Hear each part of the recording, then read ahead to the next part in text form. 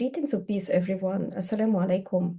When we hear the name Florence Nightingale, we often picture a lone woman with a lamp walking through the dim hospital corridors during the Crimean War. This familiar image, however, risks reducing her legacy to the outward expressions, obscuring the deeper inward spiritual orientation that shaped her life and nursing career. And beyond the hospital walls, we now speak of planetary health, as though the Earth itself has become a patient, and indeed it has.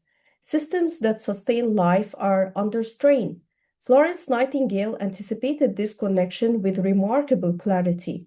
The connection between the health of the patient and the health of the environment is one of the first laws of nursing.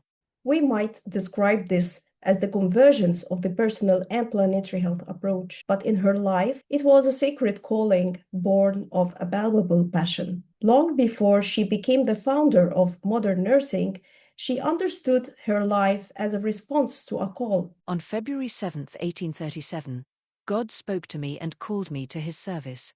During an influenza epidemic in December 1837, Florence looked after the sick of her local parish, displayed selfless service to their needs. She had a strong calling to serve the poor, though it deeply troubled her mother, who was concerned about the behavior demanded of a woman of her social standing. In Florence's words, I knew God had not made me to tend to garden parties.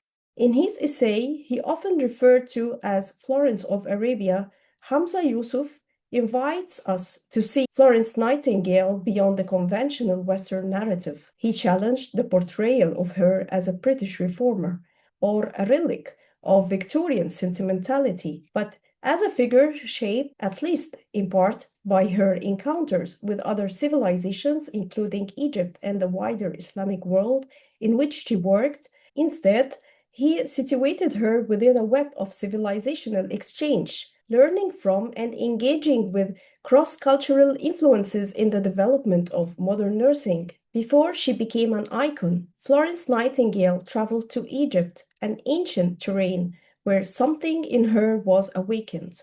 The English considered Egypt a romantic and exotic destination. The land of Arabian Nights and the Bible. Florence's very first letter from Egypt was, Yes, my dear people, I have set my first footfall in the East, and oh, that I could tell you the new world of old poetry, of Bible images, of light and life and beauty, what that word opens. My first day in the East, and it has been of the most striking, I am sure, one I can never forget through eternity. Of her first dawn on the Nile, she wrote, It looks not lurid and thick, as very brilliant colors in an English sky sometimes do, but so transparent and pure that one really believes oneself looking into heaven and beyond, and feels a little shy of penetrating into the mysteries of God's throne. Florence received God's call a second time on the River Nile in Egypt several years later. Florence traveled to Egypt at a time when the political conditions were tyrannical and thoroughly corrupt. She attributed this to arrogance and pride and said, Because none of these tried to find out what man was put into the world for,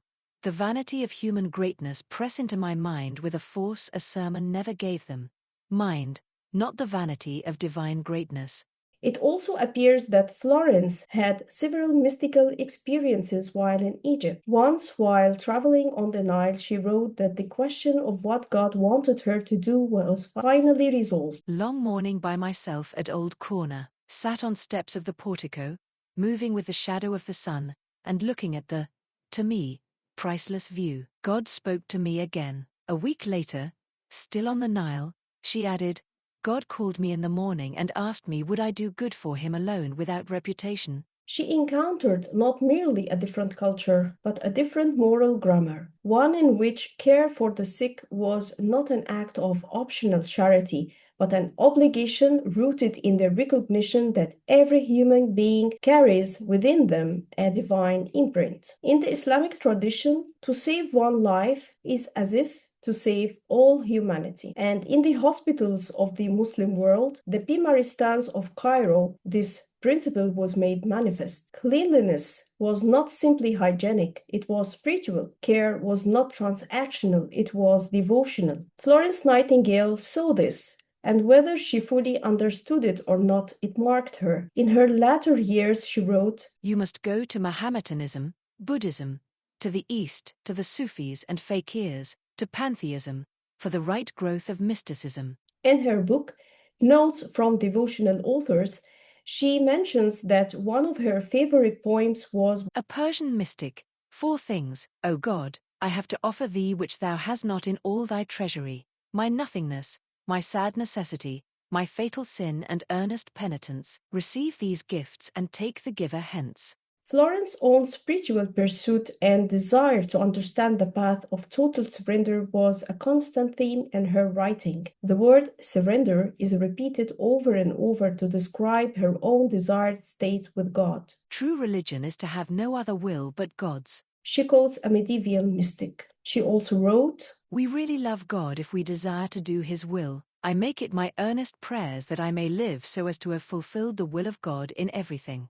While Florence Nightingale is often credited in Western literature as the pioneer of modern nursing, Rufaida al-Aslamiyya held this title 1,200 years before Florence Nightingale. Rufaida, a Muslim woman who was a close companion of Prophet Muhammad, peace be upon him, and who founded the first Islamic health center in Medina. She was a pioneer in medical nursing and initiated the palliative care system back then. Rufaida utilized her clinical and surgical talents and medical knowledge to construct the first ever recorded mobile care units, which successfully served the medical requirements of the community, and she funded this from her own wealth.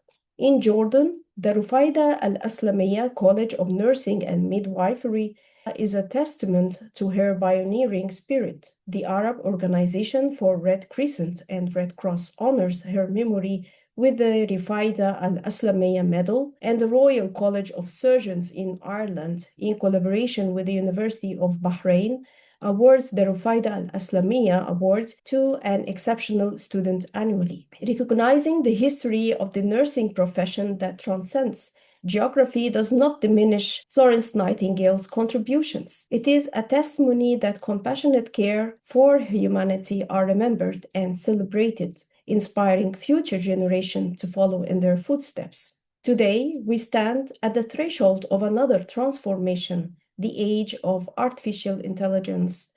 We are building systems that can diagnose disease, predict outcomes, and optimize efficiency. And yet, we may ask, what is the telos of these systems increasingly guided by algorithms rather than human relationships? Florence Nightingale, the pioneer of statistics, used data to expose patterns of neglect and advocate for reform. In Nightingale's time, war was brutal and visible before her eyes. The wounded lay in overcrowded wards, their suffering undeniable. Today, war has become both hyper-visible and strangely invisible. We see it on our screens, endless images of destruction, of displacement, of children buried beneath rubble, and yet we scroll past. In Gaza, in Sudan, in countless forgotten places, the same conditions Florence Nightingale confronted persist, but now they are even compounded by geopolitical indifference and digital fatigue. Planetary health is inseparable from planetary peace. Healthcare professionals have a moral obligation to attend to our planet's need for palliative care due to ongoing conflicts and mass displacement, including in regions not far from Egypt. When we call Florence Nightingale Florence of Arabia, we are not making a claim about her identity, we are making a claim about inheritance. Florence Nightingale's time in Egypt was transformative for her personally. She experienced what she described as a spiritual awakening, a sense of calling towards service. This moral accountability before God is coined in her saying that "Nursing is an art, and if it is to be made an art, it requires an exclusive devotion as hard a preparation as any painter's or sculptor's work." She elevates nursing from task to art, from function to formation of the soul. One does not perform nursing, one is formed by it. having herself increased in understanding and compassion during her voyage in Egypt, as well as increasing those around her. By the end of her journey, the Egyptians who accompanied Florence Nightingale wept tears at her departure, a true testimony to her noble character and the truth and sincerity of her being. What Florence recognized was the indomitable spirit of the Arab, something that is quite evident to anyone who spent time in the Arab world or even the greater Muslim world. For that matter, her journey to Egypt was a journey inward that culminated in a coherent vision in which the physical and spiritual, the scientific and the moral, are not at war with one another. Though Florence was tempted by prospects of a brilliant Victorian social life of the elite, she had a strong obedience to God by selfless service to society. In honoring her by looking at her life and light she offered in all its aspects, and in remembering her invaluable contributions to our world, we honor the best in ourselves. As we reflect on her legacy, the image of the lamp endures. Perhaps the light she carried was not merely physical, it was moral. It was the light of submission, of service, of sacrifice. In an age illuminated by screens but darkened by indifference, we would do well to ask, what light do we carry? And more importantly, who does it serve? Thank you.